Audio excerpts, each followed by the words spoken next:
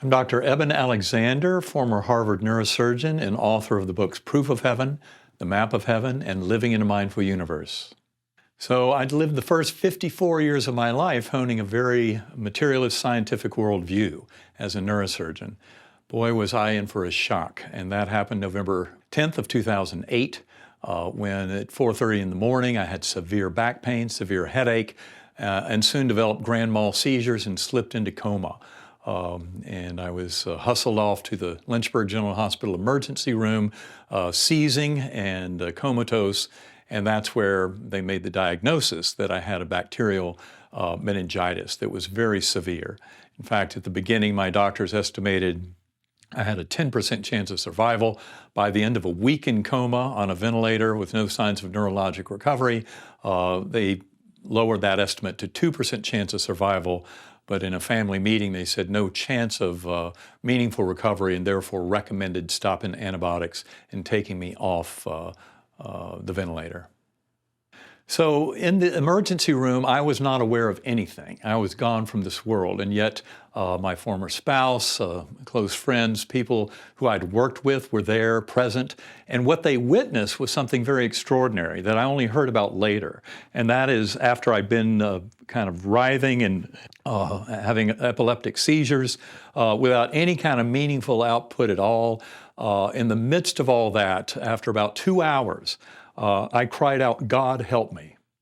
Now, I don't remember that at all. There were multiple witnesses that told me about that later.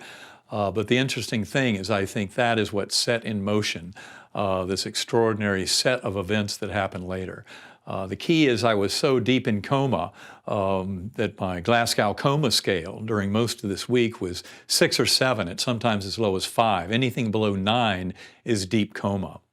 And yet I got some extra points by crying out, "God help me," because having language is a very high-level function, although I have no memory of it. And as those who were there witnessed, they thought maybe that was a sign that I was coming back to this world. But in fact, what my doctors and what everyone witnessed was a deep dive into profound coma that should not have allowed for any kind of dream or hallucination. And that's why there's a very important case report on my medical records. That case report in September 2018 Journal of Nervous and Mental Disease made it very clear my brain was in no shape to harbor any kind of dream or hallucination. In fact, that case report makes it very clear that to even explain my recovery, they had to basically assume that the NDE played a tremendous role because my recovery was unprecedented in the medical literature. Now, what happened early in my coma is something absolutely beyond any expectation I might have had as a materialist neuroscientist who believes the brain creates consciousness. Because in fact, what I witnessed was an expansion of conscious awareness. And my journey began in what I call the earthworm's eye view. Now, very important to point out that one of the atypical features of my near-death experience was amnesia. I had no memories of Eben Alexander's life, no knowledge of Earth, this universe. It truly was an empty slate. And one thing I've learned is that near-death experiences are always tailored for the individual having them. They have no other purpose other than to assist that soul in its progression. And I know that what happened for me next was something I describe as the earthworm eye view. It was a very primitive, coarse, kind of unresponsive realm. It was like being in dirty jello, and I have a strong feeling of kind of roots or blood vessels all around me, but at no point did I have an actual body awareness. During any part of this journey, I was simply a speck observing what was going on around me. And then that earthworm eye view where it all began, very primitive. In fact, if my whole journey had ended there and I'd come back to this world, I would have had what's called a negative or hellish NDE. But I think that such experiences are incomplete, and mine was still incomplete, and its completion is what really brings some value to it. And that is that I noticed in this kind of very long period of being in this earthworm eye view that there came a slowly spinning white light with a perfect musical melody. It had an appearance kind of like ground glass, fine golden and silvery tendrils all around. But as that light came towards me, very slowly spinning, I recognized it had a perfect musical melody. And that melody turned out to be very important later because it helped me to conjure up this kind of light portal experience at multiple stages of the journey. But what I saw at that time was that this light that came towards me opened up like a rip in the fabric of that ugly earthworm eye view realm and led up into this brilliant, ultra-real gateway valley. One of the biggest mistakes people make about near-death experiences is assuming that they'll be vague and murky and dreamlike. They are the exact opposite. This world, the material world, is vague and murky and dreamlike by comparison. That realm is sharp, clear, detailed, meaningful, powerful, filled with emotional truth and depth. It is an awakening. It's a beautiful thing to experience. And that's what I was going through as I ascended into this gateway valley. So ascending up into this beautiful realm that had many earth-like features, but also rich kind of spiritual ambience to it. I remember being a speck of awareness on a butterfly wing. There were millions of other butterflies looping and spiraling in these vast formations, just in a scene of incredible richness and beauty. Down below us, a meadow surrounded by a rich forest. And in the surround, there were waterfalls and crystal blue pools. There was incredible plant life, everything growing. There was no sign of any death or decay. In many ways, it was like Plato's world of ideals, but for the individual soul. And this would be the area where we would all kind of come together with souls of departed loved ones, go through things like life reviews, and plan next incarnations. All of that was something that became obvious to me as I went through this experience, through multiple iterations and exposures through this Gateway Valley and some of the other levels that I'll describe. But the most beautiful part about it was I wasn't alone. There was a lovely woman, sparkling blue eyes, high cheekbones, high forehead, broad smile. She looked at me with a look of pure love, and she never had to say a word, because her deep and powerful emotional truth was driven straight into my awareness through this mind meld, this telepathic connection we had. And in that messaging, she gave me what I think was the central message I was to bring back to this world, a message for all of us. You are deeply loved and cherished forever. You have nothing to fear. You are richly cared for. And I cannot tell you how reassuring, how validating, how comforting that message was, because it really underlined the spiritual reality that I was feeling, that this was home. This felt very familiar. And I think that's part of my story that resonates with so many other souls. Even though they might not have kind of a surface level memory of this kind of thing, it resonates at a deep level. So that Gateway Valley became a very kind of friendly repository and place to go through multiple lessons that I went through this journey. So in this beautiful delivery from this guardian angel of those wonderful messages, there was one that I wish I had explained a little better in the book Proof of Heaven. I simply laid it out there, and the statement was, "You can do no wrong." And unfortunately, I think I had not presented the case well enough at that point to illuminate for people that in that realm of pure love, unconditional love is an ingredient of everything around you. That's what's so blissful and reassuring. That's why people have near-death experiences and come back knowing there's nothing to fear about death, that their soul is eternal and in fact expands at the time of death. And yet, you can do no wrong. Some people took very much the wrong way, because in that ambience of that love and that sense of connection and that experiencing of that God force of pure love, it becomes crystal clear that all of our actions that support others, that show compassion, kindness, mercy, these are in alignment with our progression and advancement as souls and as soul groups. But to the extent that we are given the gift of free will by that infinitely loving God force, and therefore we can manifest whatever behavior we want. But what we find is in the life review that hurting others, greed, selfishness, etc., they look especially bad in the beautiful light of that ambient love. And so essentially the life review is teaching us that the golden rule is written into the fabric of the universe. Treat others as you would like to be treated. To hurt another is to hurt yourself. This becomes very obvious in the setting of life reviews. And that was the setting in which I was told you can do no wrong, was with that much grander vision of seeing the power of love to unite us all together. So in this beautiful, loving setting of the Gateway Valley, again, many earthly features, and yet there were thousands of beings dancing in the meadow down below.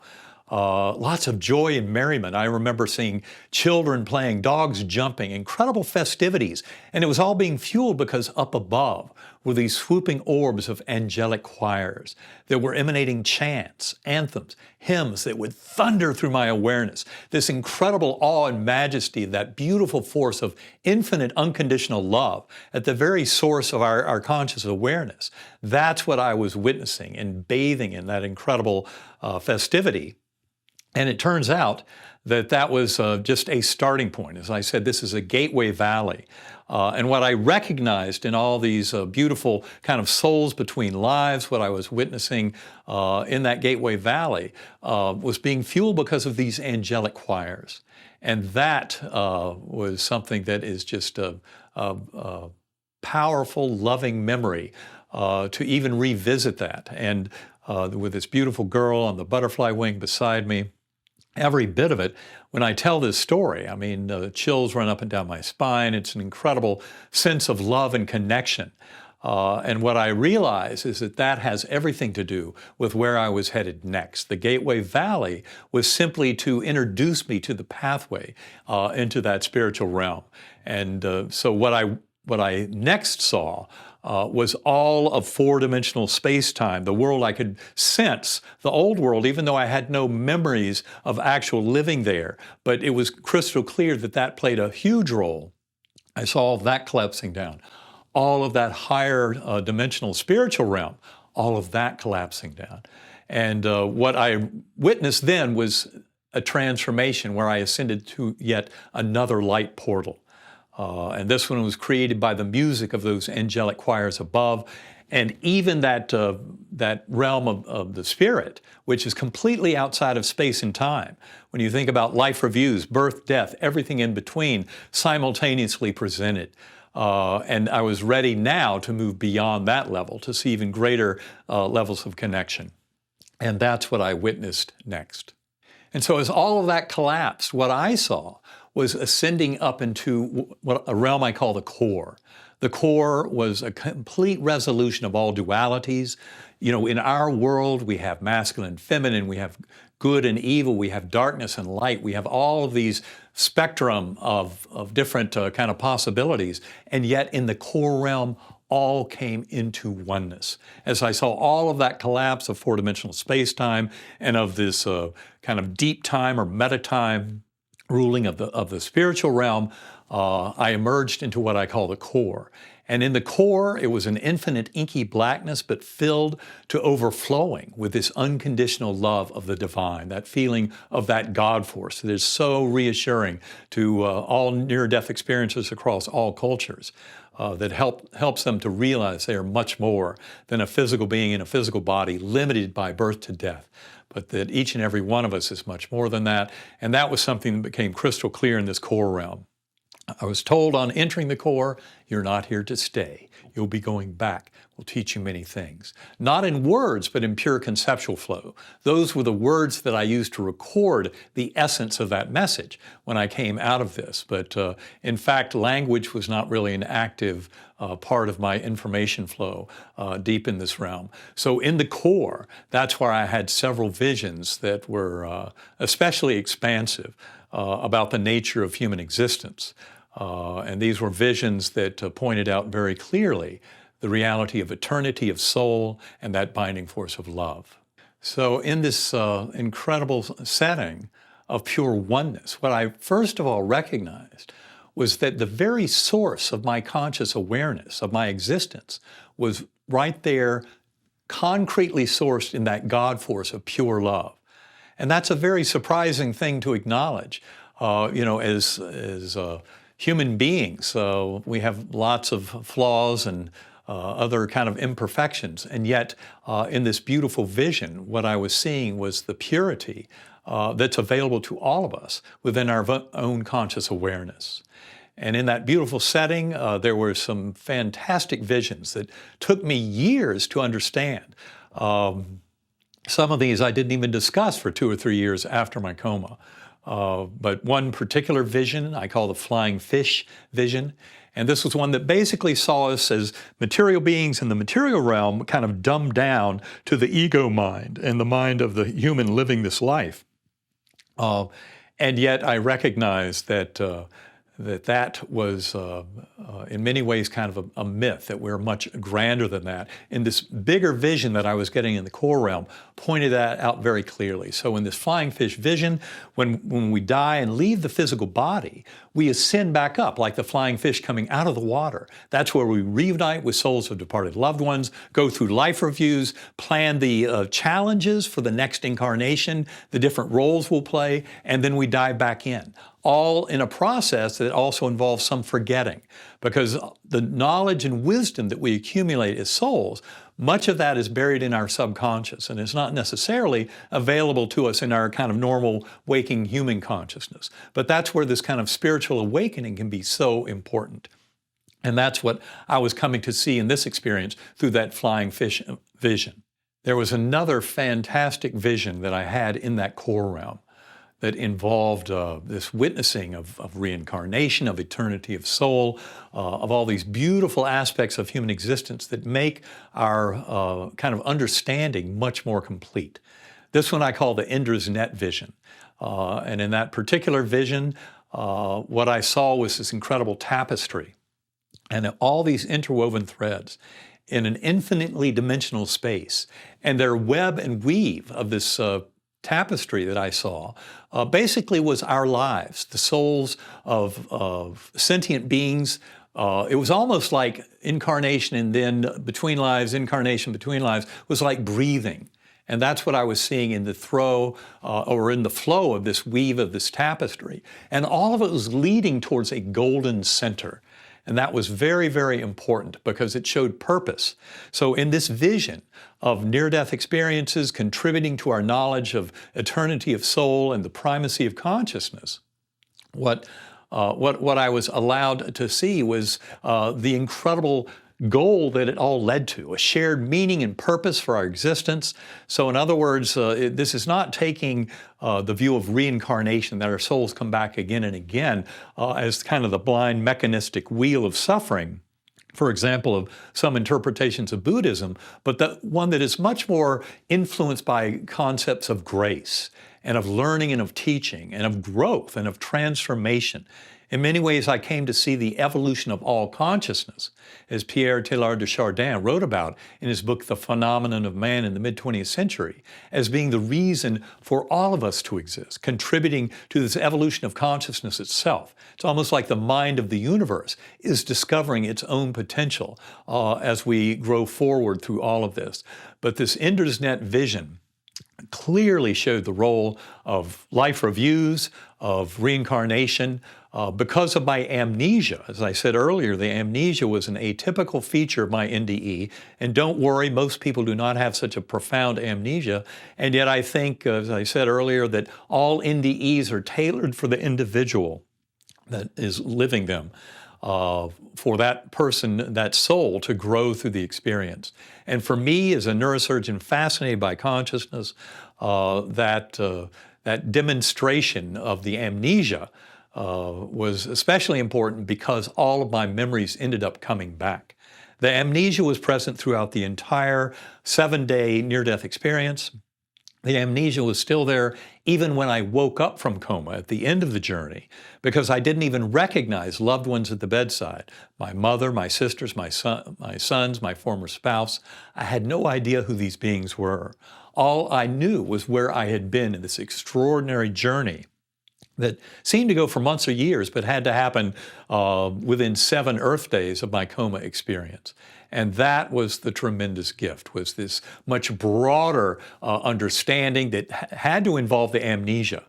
Because I thought as a materialist scientist before my coma that the brain is a repository of memories. And what my coma journey showed me very clearly is that memory is not stored in the brain at all, but is stored in this rich information field that contributes to all of our knowledge and growth and understanding as this kind of assemblage of eternal souls interacting for learning and teaching purposes allows the transformation and evolution of all of consciousness throughout the cosmos. And so in this whole experience, one of the odd things to me when I look back on it all as a neurosurgeon was the fact that those memories had all been deleted, so that in my experience it was an empty slate, really wide open to any of the knowledge the universe could offer me about these various topics. And I think that is what is so fascinating, is because right after I woke from coma, even though I didn't recognize loved ones at the bedside, my language, my memories of them, all of it came back very quickly over hours and days. And it turns out that all my semantic knowledge, my knowledge of physics, neuroscience, every bit of that, took about 2 months to come back to my awareness. That was an astonishing thing to go through. It was like a gently falling snow as these memories came back and assembled a vision of who I was before. In fact, the amazing thing was as the memories returned, and after the 2-month post-coma time point, I recognized that some of those memories were more complete and intact than they had been before coma. And to me, as a neuroscientist, this was absolutely critical in demonstrating the falsehoods of my prior materialist beliefs. And that was helping to crack the eggshell to allow me to make the new omelet, to grow into a much richer vision of reality, a much grander universe, and acknowledging that the brain was not the repository of memory or even the actual source of consciousness was very important. The brain is a filter, reducing valve, that allows in that primordial consciousness as a dissociated eddy current of that one mind. This is something we cover in great detail in our book, Living in a Mindful Universe, that one mind hypothesis, important part of a current scientific understanding of the nature of reality is inverting that old model of brain creates consciousness, material stuff is fundamental, to a much more realistic pattern that explains the data more fully, where mind is primary in the universe, and that we're all connected through mind with each other, and that's where that binding force of love is undeniable. So it turns out that part of the message to me was the transitions I would go through in these different realms, earthworm eye view, going up to the Gateway Valley, into that core realm of pure oneness with the divine. But then I would spontaneously tumble back down to that earthworm eye view. Interesting thing is, by remembering the musical notes, the melody, something as simple as remembering a perfect melody was what enabled me to conjure up those light portals that would lead me back up into the Gateway Valley and from there up into the core realm. And that happened multiple times during this journey. An important concept was this notion of music or melody, vibration, frequency. And of course, in those realms, you're no longer limited by the sounds we can hear with the ear. That's a world of kind of ideal melodies. That's why I cannot hum the melody that I heard, but I know the sense of it, and I've revisited that by deep meditative explorations. But that noticing the power of music, what we perceive as music, to enable me to traverse these various realms was an incredibly important lesson.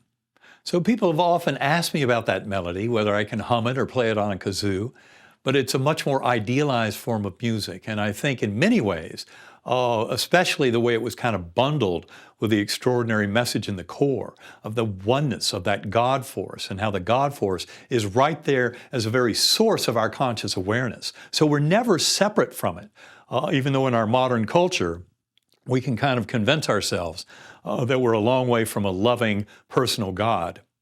And yet what so many people have demonstrated through near-death experiences and related experiences is this after-death communication as being a beautiful example, is how this loving God force is always available to us. This is where meditation and centering prayer can be so useful.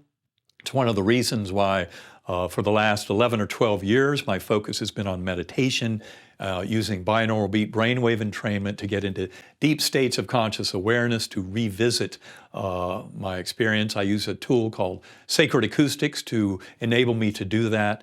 But it is something that we all have the access to through going within mind. Once you realize that mind is not created by the brain and is not necessarily localized here in this body in the here and now, but that your mind has access to much grander experience far beyond the here and now and sense of self. That's where meditation and centering prayer and their value become very obvious. And so when I came back from all this, 36 hours after they extubated me, I was still in and out of a paranoid delusional psychotic nightmare, very different from the rich and detailed memories of the deep coma experience, was what I went through in the kind of late stages of the meningitis as I was coming back to this world. In looking back on it all, I reflected on the great power of that beautiful spiritual guide, that guardian angel on the butterfly wing, who was so important to me. Now, it turns out that in my reading, I'd never really paid much attention to the near-death experience literature because I thought it was all hallucinations of the dying brain, playing tricks, who cares? And now that I'd had my own experience, I realized it was far, far more than that.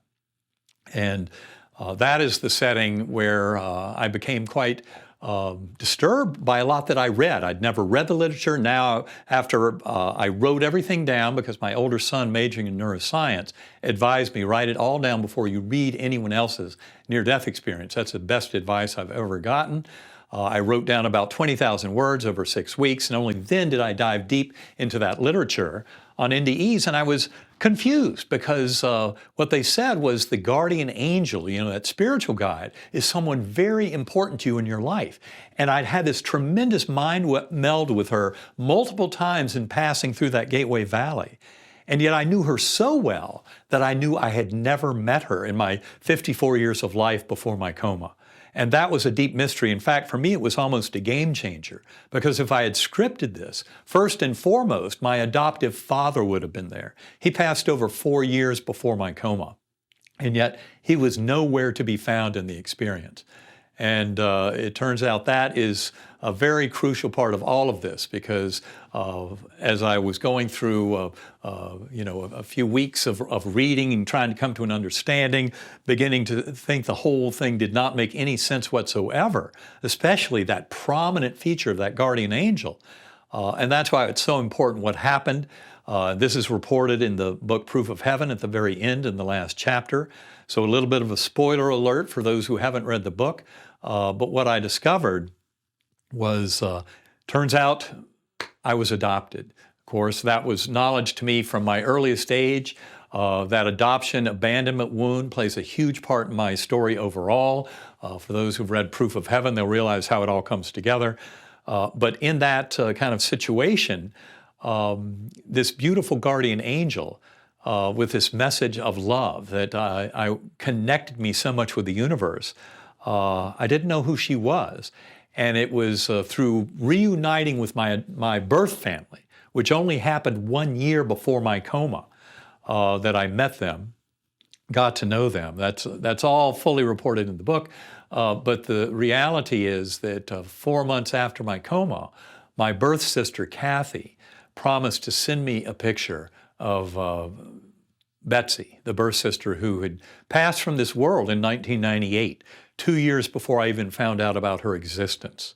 And when Kathy sent me that picture and it arrived in the mail, it turns out I got that picture and just brought me to tears, just this incredible sense of loss of this beautiful birth sister who I never knew.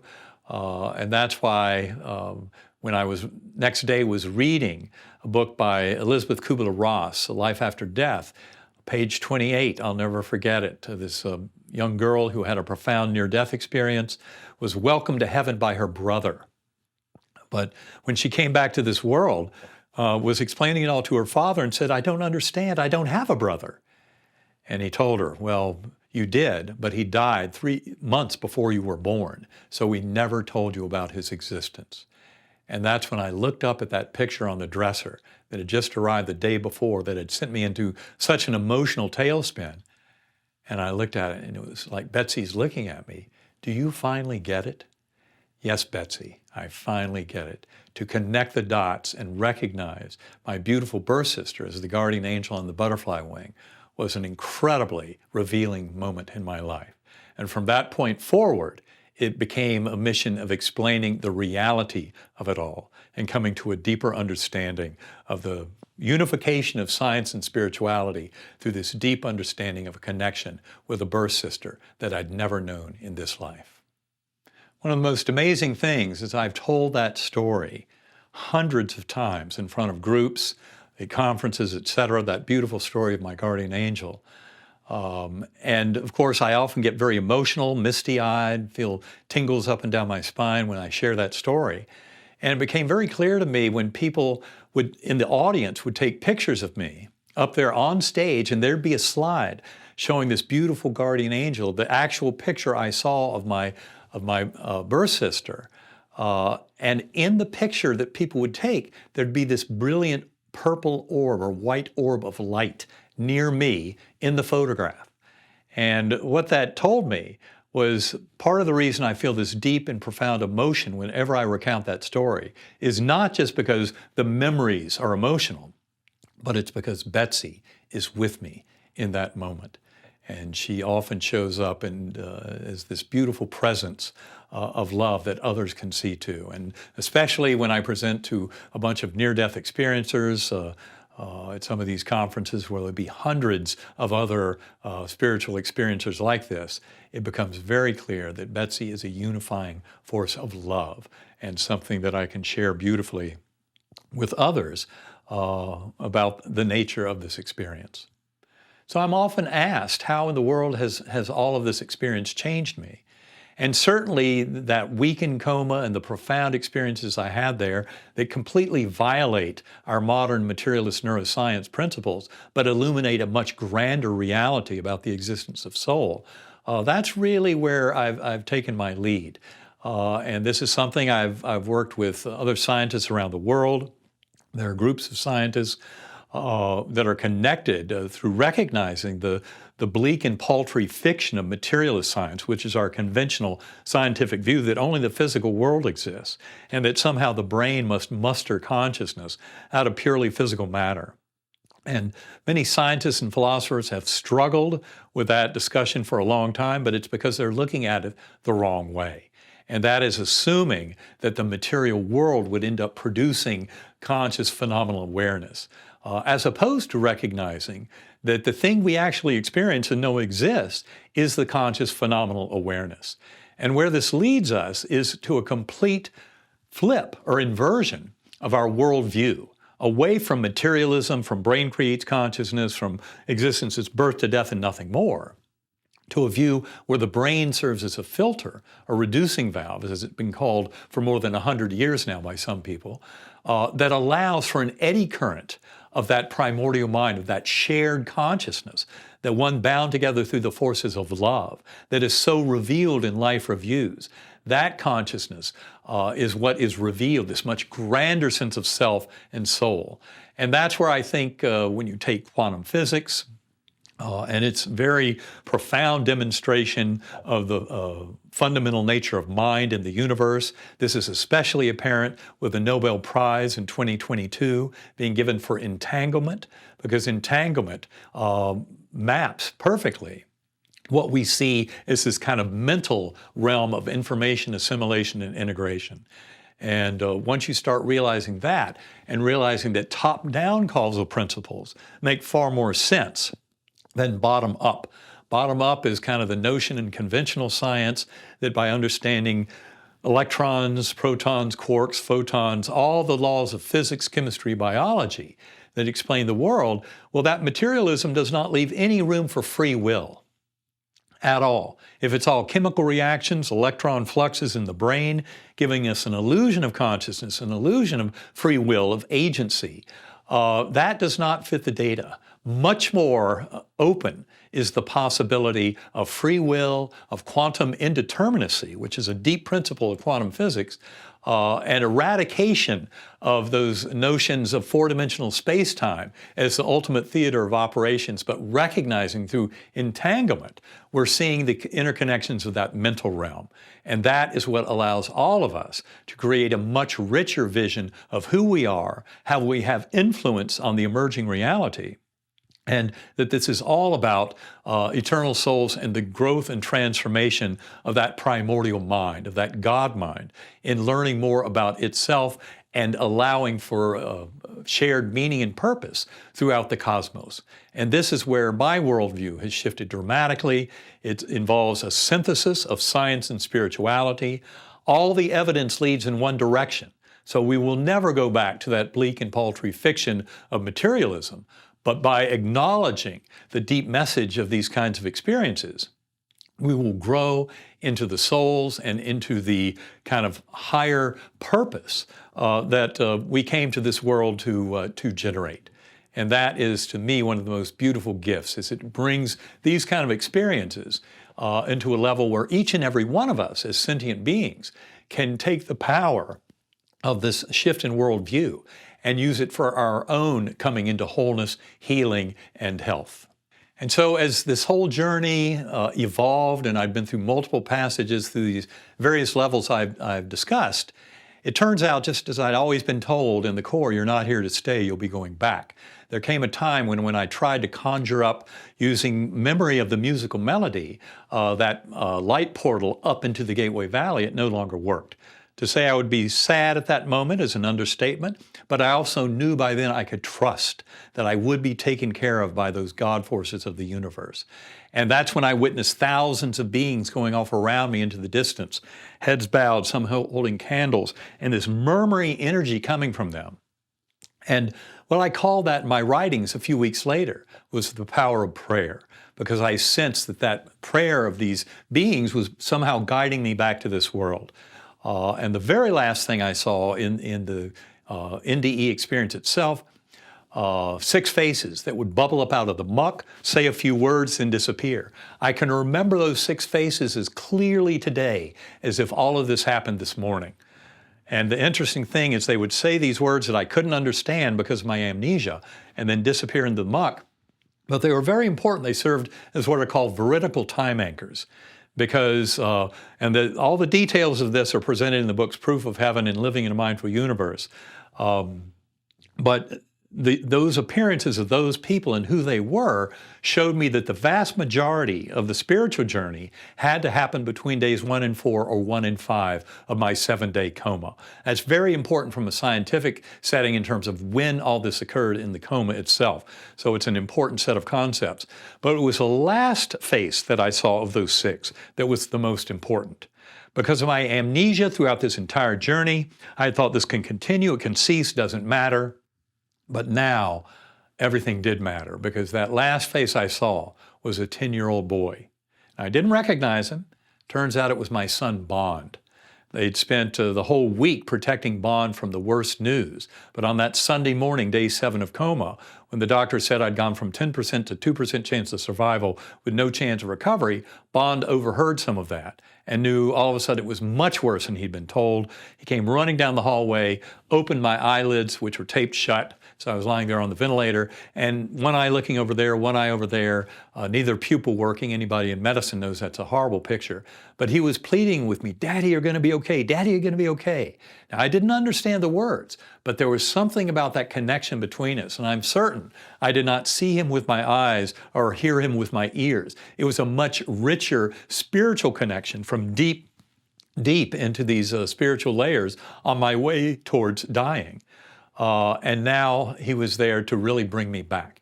It was that binding force of love. It was my love for another soul, even though I didn't know who he was at the time, that ended up bringing me back to this world. And I would say both of my sons, my older son, Eben the fourth, my younger son, Bond, have benefited tremendously from this journey. They've dabbled into sacred acoustics and meditation. They have a much richer kind of deep native understanding of the nature of consciousness, of their own sense of kind of love and purpose in the universe. And I would say for all of us, and this extends far beyond just my sons and myself through our family and friends, but it has been tremendously beneficial in terms of waking us up to this rich sense of interconnection and of love and of eternity of soul. Now, one of the most extraordinary things about this whole experience was my complete recovery. That was something that my physicians did not think possible. As I said, they thought I'd gone down to 2% chance of survival and no chance of actual recovery. And that's why that medical case report in the Journal of Nervous and Mental Diseases, September 2018, is so important, because it was written by 3 doctors not involved in my care, but absolutely fascinated by my recovery. And in that case report, they make it clear that that brain was not in any shape to harbor a dream or hallucination. It was far too damaged. And CT and MRI data showing that all lobes of my brain were impacted. There was really no place for this experience to happen. And not only that, but the peer review editors of that scientific journal challenged the authors. They said, this case is unprecedented in the medical literature, this recovery. It appears miraculous. How do you explain that? And they said, it's because he had a near-death experience. They knew of other cases, for example, Anita Morjani, whose stage 4B lymphoma basically disappeared after she had a profound near-death experience. Dr. Mary C. Neal, the orthopedic surgeon who wrote the book To Heaven and Back, had an over 30-minute warm water drowning while kayaking in Chile in the late 1990s, was brought to the surface dead, and yet she ended up making a full recovery. And like Anita, like me, she goes around sharing her experience. And the more medical scientists pay attention to these kind of unexpected and miraculous appearing recoveries in the setting of a severe illness, given a near-death experience, that should inform all of us of the power of developing kind of a spiritual awareness and a deeper sense of connection with the universe, and how that can lead us into a much richer understanding of our reality, and also enable us to manifest the dreams of our ideal world. You know, people often assume that my scientific colleagues will have left me behind because of this experience. Nothing could be further from the truth. In fact, some of my greatest support in the 15 and a half years since I had this near-death experience has come from the scientific community. And I collaborate with many scientists around the world today who recognize the materialist model has failed us, that conventional science is wrong, and that to further kind of explain these phenomena demands an expansion of our worldview, and in many ways an inversion away from that primacy of matter and an assumption that brain creates consciousness to one that views consciousness as much more fundamental in the universe.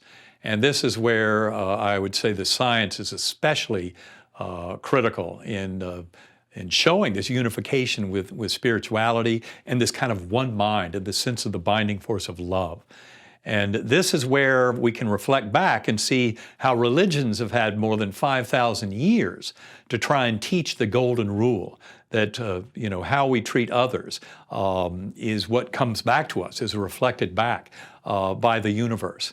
And in so many ways, near-death experiences, related shared death experiences, which are just like near-death but happen in perfectly healthy people, usually a loved one at a distance from a dying patient.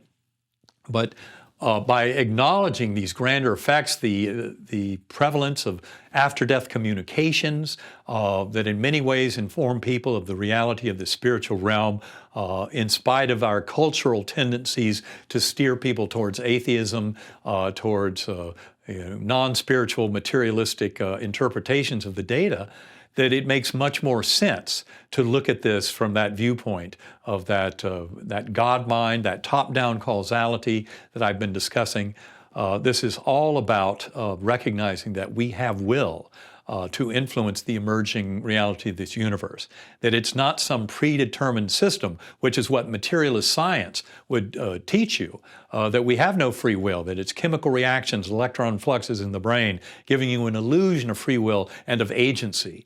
And what they're missing is the power of quantum indeterminacy, the realities of quantum physics, which show us very much how the emerging physical reality is very much based in the mental. And that's where these miraculous cases of healing, that's where you can explain them much more readily than with any other explanation, is this kind of top-down causal principle that allows all of us as sentient beings to manifest that higher world of our dreams. And the lesson forward is one that is illuminated by near-death experiences, shared-death experiences, after-death communications, and especially that tremendous literature on past life memories in children, suggestive of reincarnation. These are all topics we integrate and assimilate in our book, Living in a Mindful Universe, to make the case for this primordial mind that we're all connected through. And that's where modern science is going. Not through debunking and denying the evidence, by embracing it and then using that evidence and putting together all the big pieces of this puzzle, because that's the only way you can actually make sense of it. And when you acknowledge all that in a scientific basis and integrate it with these other fields like quantum physics and parapsychology, all the evidence for non-local consciousness, every bit of that adds up to a brilliant picture leading us forward for humanity to learn these lessons of unconditional love and how important that is for all of us to come into wholeness and healing in our lives. So the original setting for my experience was this adoption abandonment wound that I was left behind by my birth mother when I was 11 days old. In fact, she didn't want to let me go. Social services had taken me. She was 16 years old, unwed. And so she was unwilling to sign the papers to let me go until I was 4 months old. So I basically got stuck in a baby dorm for 4 months. And much of my life, there'd been kind of a subconscious questioning of whether or not I was even worthy of love.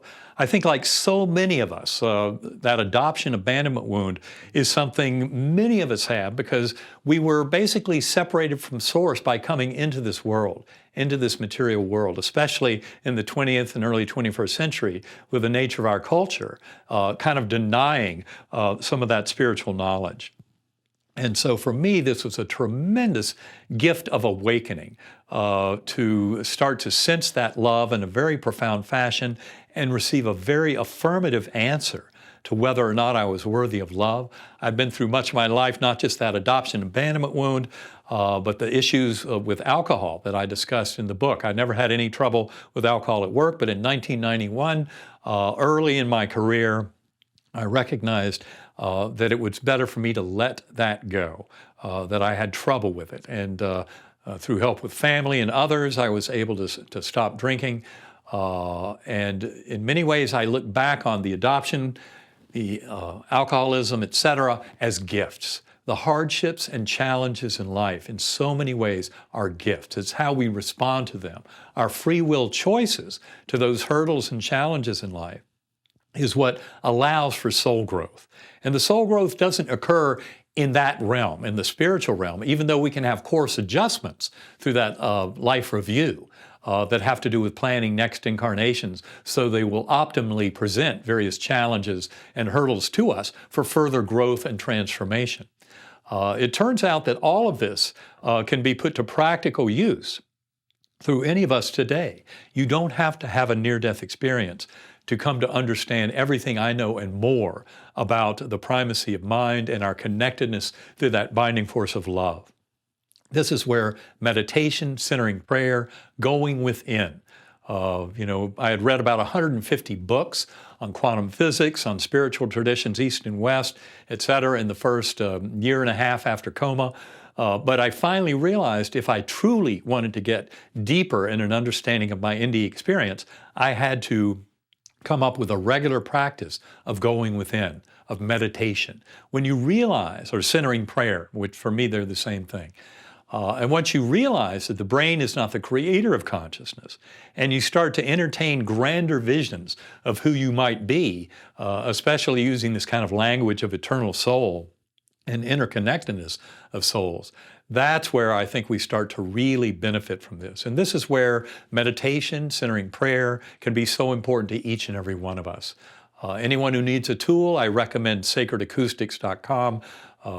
Karen Newell, who's one of the co-founders of that group, is my life partner, and she is my beautiful wife, and she is the one who has been so important in a lot of my spiritual and soul growth in learning about all this over the last 15 and a half years, because she had spent her whole life as an idealist, as someone who recognized the primacy of mind and the power of free will to bring forth a world of our dreams. And so I'm very grateful to Karen and for all that she's done, but also to the many participants in the workshops that we've given around the world using sacred acoustics to help people come into this kind of acknowledgement of their higher self and soul work through personal exploration and personal experience. Well, I think the main reason is for growth, for understanding, and realize that this universal mind we're talking about, this God mind, is not something that has all the answers. It's going through a process of transformation. For me, that all came from the book Phenomenon of Man by Pierre Teilhard de Chardin, written in the mid-20th century, but he recognized that there was indeed an evolution going on. At that time, the discussion was mainly about Darwinian evolution and biological systems on Earth. But de Chardin was a French paleontologist, a French Jesuit priest. As a paleontologist, he acknowledged science through billion-year timescales. And as a Jesuit priest, he had some wisdom about consciousness itself.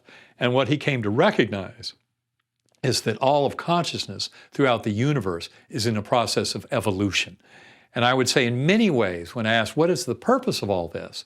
To me, I would reflect on the entrance to the Temple of Apollo at Delphi in Greece. And the entrance, there's an inscription over the entrance that says, "Know thyself."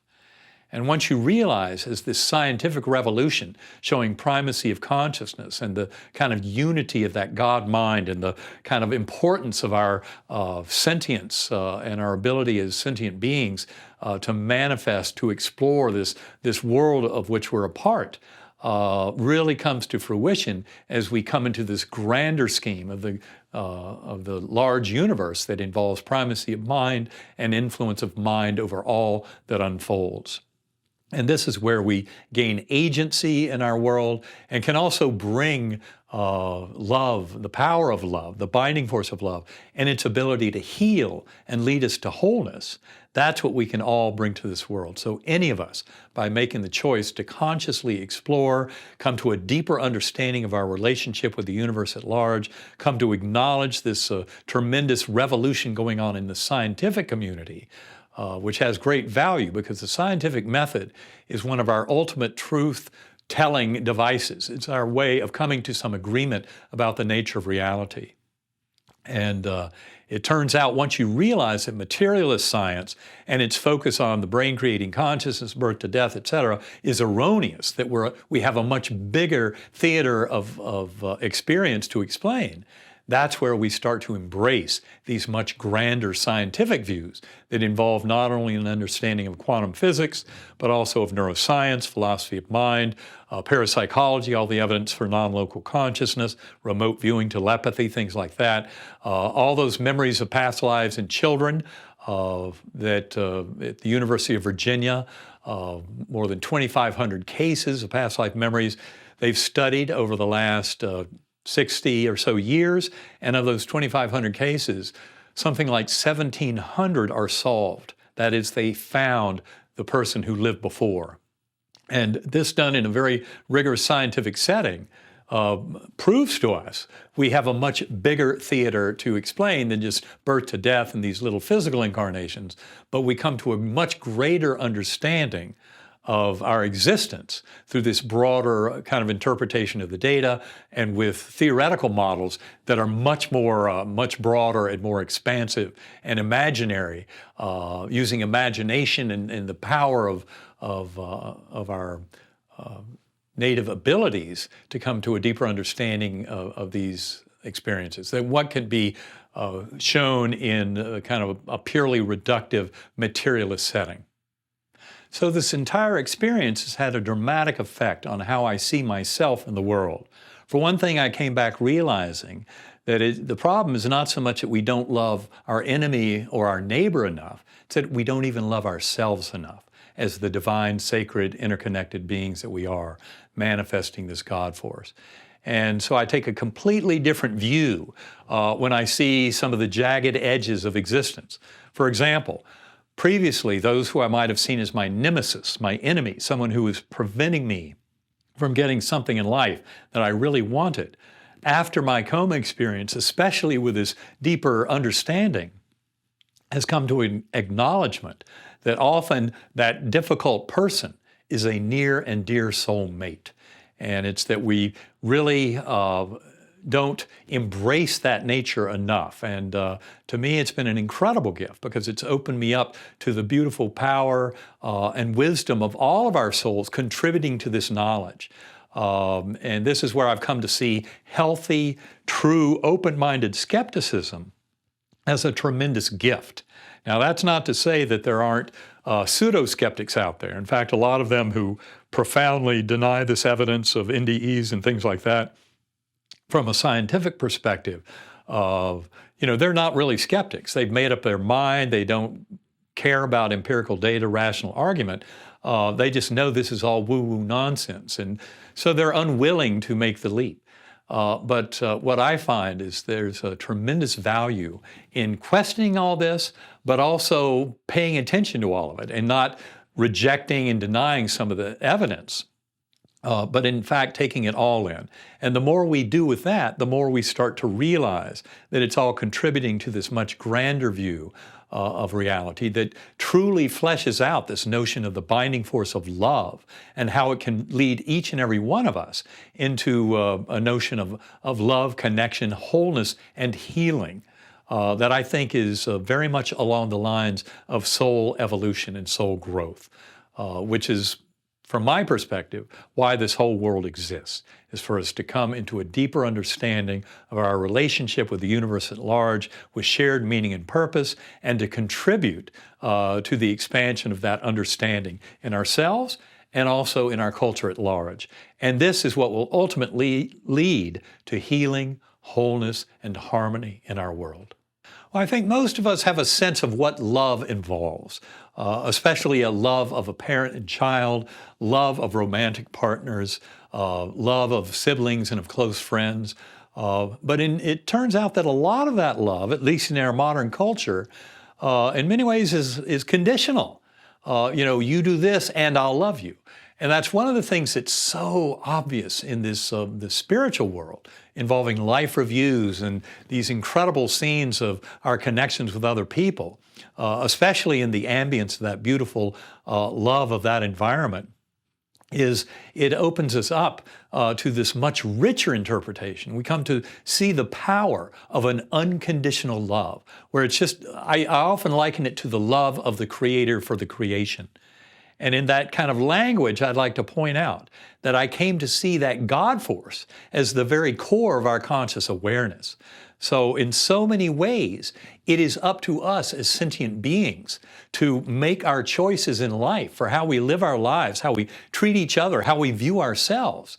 That's what's going on here, is a maturation and kind of an expansion of that whole process, so that we come to see others in a much more beautiful sense of everyone contributing to this. And that includes a lot of the kind of apparent darkness and evil. But ultimately, I believe that what we sense as darkness and evil in this world is providing certain challenges and hardships that ultimately nudge us towards that oneness with the divine and that embrace of unconditional love for all that is. In a sense that it allows optimism, it allows us to open up to the power of healing that allows us to live the beauty of the golden rule being written into the fabric of the universe. Treat others as you would like to be treated. Religions have had thousands of years to teach us these lessons, and what I submit is that in the current era, modern science is contributing tremendously to this through expanding beyond the bleak and paltry fiction of materialism and its falsehoods into an understanding that's much more kind of promising and harmonious about the ability of us to engender a world of love, compassion, kindness, harmony, health, wholeness, and healing. Never forget gratitude, because every breath is a gift in this beautiful awareness that we're coming into. And so for me, these lessons, and especially people awakening to this who haven't had a near-death experience but are open to these possibilities through their own personal experience in meditation and centering prayer, this is where we start to open the world at large to come into this shared healing. I think it's when we are able to escape our kind of sense of the ego self as an individual and recognize that there's plenty of evidence that we're much more interconnected with each other and the universe at large. That's a reminder of this kind of deep spiritual connection that we all share. It's something that can happen, in prayer and meditation. It can happen walking in nature, just through interacting with our fellow beings, kind of appreciating a lot of the goodness we can see in them. And this helps us to remember that it never makes sense to view ourselves in any kind of isolation, but always to see ourselves as a critical part of the universe at large that's very much bound with our fellow beings through this unconditional love and its ability to bring healing and wholeness into all of our lives. So it's really that expansion of awareness of self, far beyond the bounds of the ego, that I think allows us to come into this much richer vision of who we are. I think the biggest lesson is all is well. Certainly from the perspective of that higher view, from the view of near-death experiences, of life reviews, etc., we begin to realize that there's a great love the universe has for us. And when we face the apparent challenges, the darkness, apparent evil, things like that, to never lose sight of the fact that we have very direct connection with that infinitely loving God force that is such a prominent ingredient in the description of near-death experiences across all cultures, going back thousands of years, across all continents.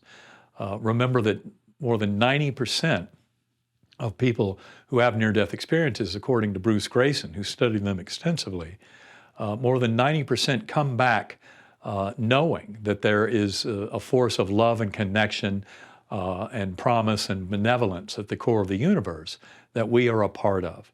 And I would say that the greatest kind of condensation of this lesson for me is the phrase, all is well. An acknowledgement that when we have love in our heart, when we want the highest and best good for all involved, that ultimately we can come to learn and teach some of these features of the universe that can be very liberating and validating for others in their pursuit for truth and for understanding the nature of our existence. Well, in our world, there's a lot of kind of polarization and kind of a fractious nature to our existence, a lot of political conflict. Recently, in the last decade, emergence of new warfare in various regions. And yet, in the midst of all that, I am very heartened.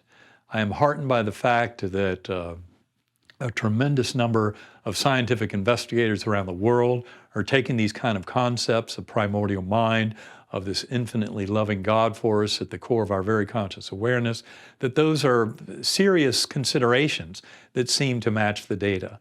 And the more the scientific community can come into some agreement, especially as individual souls around the world, many of whom I would say are probably in your audience, start to explore consciousness, start to take these considerations seriously and start to live them in their lives. And I think what we will find is that there will be far greater peace, harmony, and brotherhood and sisterhood, our getting along with our fellow beings, coming to become much richer stewards of this beautiful gift of the planet Earth, and start to relinquish the very damaging profit model and kind of egocentric concerns and narcissism in the corporation and kind of governance aspects of this world, and start realizing much more fully that we're all in this together and we're really here to take care of each other. That's one of the deepest and most profound lessons of near-death experiences, and as they are scientifically validated in this world, I think that will greatly help to enhance promotion of this beautiful message of love, connection, kindness, compassion, and mercy for ourselves and for all of our fellow beings. I would say I do not have any fear of death, and it's because I've come to realize through my experience and through the 15 years since then of investigating deeply to make better sense of my experience, that the soul is eternal. Consciousness is something that we share. We have these beautiful individual threads of conscious awareness connecting between these lifetimes. But once you realize that death of the physical body is not the end of our connection with loved ones, that is a tremendous gift that can be very validating. I know one of the things I heard very often from some of my early audiences, I started giving talks several years before the book Proof of Heaven came out, and I would have people come up to me afterwards and say, I've never told anybody this before, but, and then they would share a story. It might be a near-death experience, might be a after-death communication, a deathbed vision, something like that. But basically what they were saying is that their loved one came through in a very profound fashion, either during the dying process or afterwards, to show them the truth of the fact that their soul was still there and still available. And I think the more we can investigate that whole set of phenomena and come to a deeper understanding of them, especially the confirmation and validation that has occurred through the rich scientific exploration of these experiences and claims, it can be very comforting and very, very validating of the reality of eternity of soul and many of the kind of comforting aspects of existence that comes from this kind of investigation. Well, for me, the truth in kind of this deeper understanding becomes very clear when I review my own experience of losing my adoptive father, which happened 4 years before my coma, and then losing my adoptive mother, which happened in 2019. And then most recently, losing my birth sister, Kathy, the one who sent me that picture of Betsy. And I can tell you that losing my father, he was 91 years old. We knew he was going sometime soon, but it was just an incredible shock, kind of a bleak experience across the board.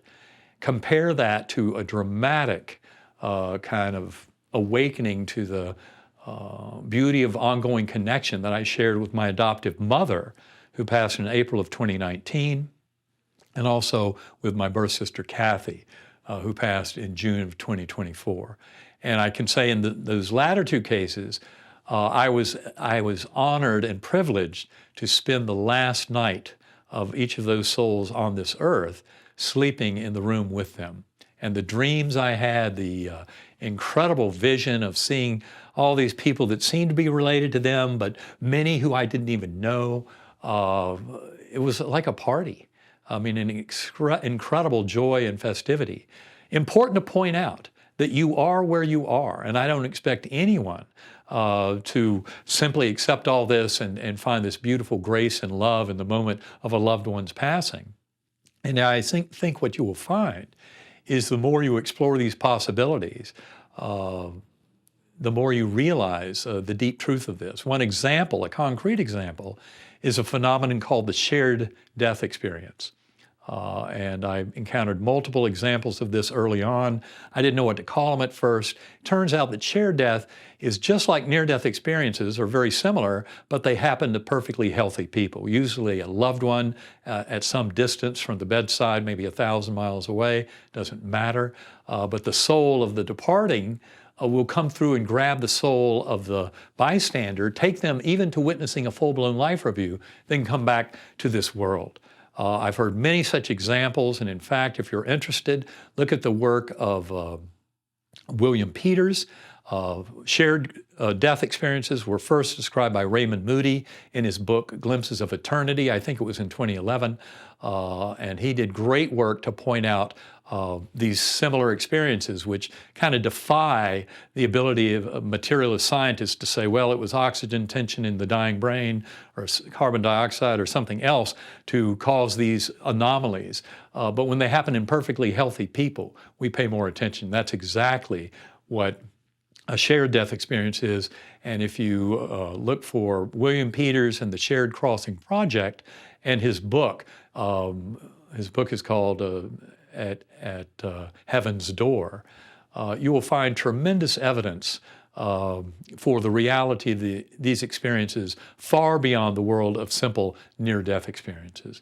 And they can be very revealing because especially they focus on the connection with our loved ones, that soul connection that extends beyond bodily death. So in April of 2019, my mother was getting very close to her final days. She was 99 years old. Whenever we said, oh, Mom, you just make it 8 more months and you'll get to 100. And she'd look at us like, why would anybody want to do that? So she had a very active mind, had paid a lot of attention to much of what I'd presented since my coma experience. So she was looking forward to reuniting with Eben Jr., with my adoptive father who had passed in 2004. And I was actually presenting with William Peters in the Bahamas a course on shared crossing, shared death experiences. And then received the word that Mom was now comatose, unresponsive, fever, pulmonary infection. And when I heard all that, I knew I better head home. It turns out that she was pretty much comatose the last 4 days and nights of her existence, except 2 nights before she passed, at 2:30 in the morning, she woke up and she got out of bed, which her nurse said should have been impossible. Not only that, she said, call my children, my mother's here, she's really here, call my kids. And the nurse did not do it. It was 2:30 in the morning. But the reality is, once I heard that story the next day, I knew we had to head home. By the time we got there, she was unresponsive again, but I knew from my study of this work that when someone sees a soul of a departed loved one, they're to escort them over. They're getting very, very close to passage. In fact, I spent the last night of her life, I slept beside her bed. My dreams were extremely vivid. They showed her as a very young person in her early 20s. She was reuniting with many of her old friends. In fact, in my dream, it was interesting. I was hoping to see my adoptive father.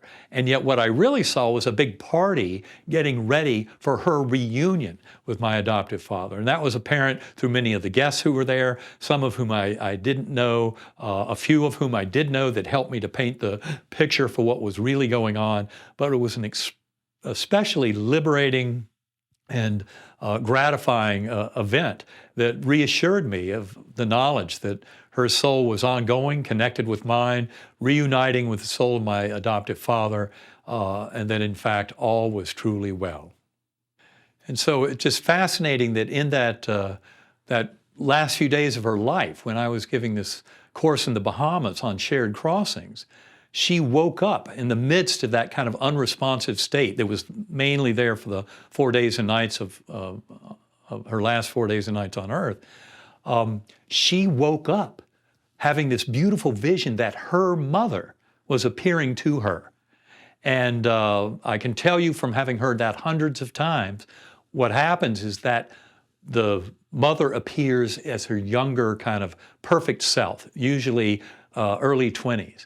No imperfections, whatever was there at the end of their life in terms of infirmities, completely gone. They're in a kind of their ideal state. And so my mother was seeing her own mother, who had passed over back in the early 1990s, who was a very dear soul to me and my 3 sisters growing up. She was the most important grandparent. And for her to appear to my mother at the time right before she passed, to me made perfect sense. And I've certainly learned a lot scientifically that that kind of appearance, often in the setting of prolonged coma, is called terminal lucidity or paradoxical lucidity. And you can see it in amazing situations, people who might have been comatose for years, who then come back awake. And usually it's within hours to a day or two of when they leave the physical world. But once I heard that she had seen her own mother's spirit, it's just like a story I tell in the book Proof of Heaven of a friend of mine who witnessed his own father's passing. And that friend happened to be head of a neurosurgical training program, one of the top ones on earth, a very staunch scientist who couldn't understand how his own father, who'd been comatose for weeks, could come back, see the soul of his mother, who he'd been with during the Holocaust 65 years earlier, when she passed. He had never talked about her in life. And now on his deathbed, with my friend, the head of the prominent neurosurgical program, right there witnessing, he saw this father seeing the soul of the mother. Now, my friend couldn't see her soul, but he was absolutely convinced that the father was seeing that and reuniting with her. And he passed several minutes later with this beautiful smile on his face. So these recognitions of loved ones coming from the spiritual world to escort us over and to comfort us in that journey is a very, very common phenomenon.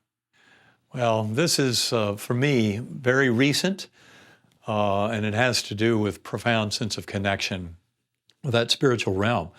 And this was concerning a person very near and dear to me in my life, even though for many years of our existence, we had not met. It was my birth sister, Kathy. She's the one who sent me the picture of Betsy 4 months after my coma. That was such a tremendous awakening for me. But a very rich part of that story has to do with Kathy's connection with me. She first found out about me in 1987 through our grandmother, who was having a little spat with our birth mother, and that was her way of getting back at her, was revealing to my sister that she had an older brother who'd been given up for adoption, and that her parents had never shared that with her.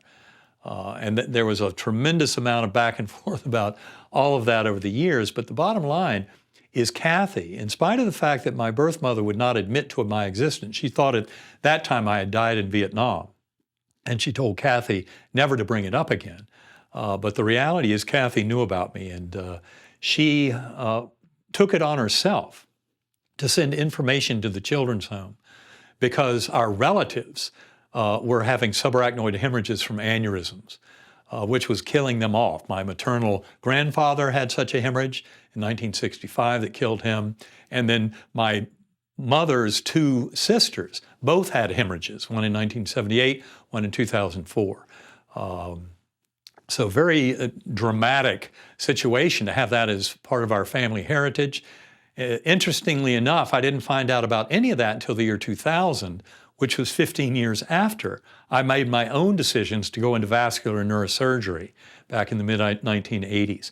So that's a synchronicity, a meaningful coincidence to see my whole career choice was deeply related to the very kind of mechanism of my being able to reconnect with my birth family. Because if Kathy had not been sending messages to the children's home, advising me to be careful because I had that hereditary risk, I never would have made any of these connections.